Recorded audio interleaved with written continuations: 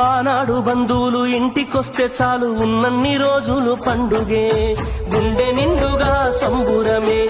ఆరు బయట నులక మంచంపై పడుకొని కబురులెన్నో చెప్పుకుంటుంటే మనసు నిండుగా సంతోషమే.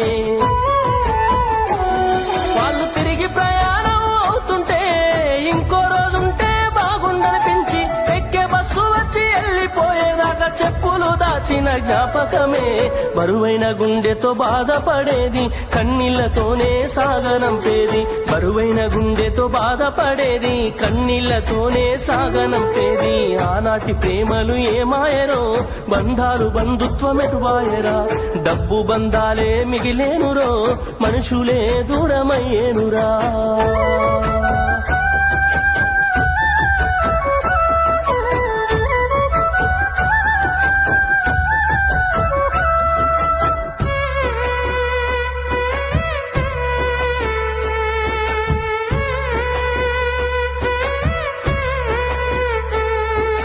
రాను రాను మనిషి కొత్తదనము కోరి స్వార్థముతోనే బతుకుతుండే, విలువలన్నీ నేడు మరిచిపోయే.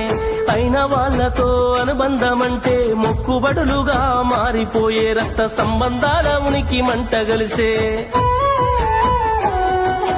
ఒకటే ఊరిలో ఉంటున్నా ఏడాదికోసారి కలుసుడాయే, ధనవంతులుగా కొంత మారిపోతే నిరుపేద బంధువుల మరిసిపోయే. డబ్బున్న వాళ్లకు ఒక తీరు మర్యాద, నిరుపేద బంధువులకింకొక మర్యాద. డబ్బున్న వాళ్లకు ఒక తీరు మర్యాద, నిరుపేద బంధువులకింకొక మర్యాద. ఆనాటి ప్రేమలు ఏమాయరో, బంధాలు బంధుత్వం ఎటువాయరా. ఆనాటి ప్రేమలు ఏమాయరో, బంధాలు బంధుత్వం ఎటువాయరా.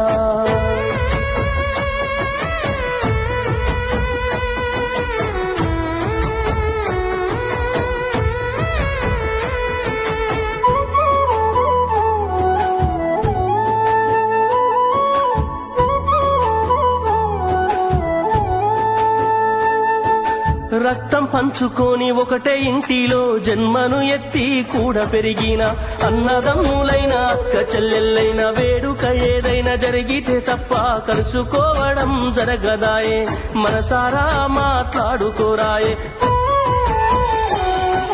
భోజనాలకు గంట ముందు వచ్చి పని ఏదో ఉందన్న సాకుతోటి మొక్కుబడిగా భోజనం అయిన వెంటనే ఉంటామంటూ వెళ్లిపోవుడాయే. కనతల్లిదండ్రులను పలకరించే తీరిక లేని సంపాదనాయే, కనతల్లిదండ్రులను పలకరించే తీరిక లేని సంపాదనాయే. ఆనాటి ప్రేమలు ఏమాయరో, బంధాలు బంధుత్వం ఎటువాయరా. డబ్బు బంధాలే మిగిలేనురో, మనుషులే దూరమయ్యేనురా.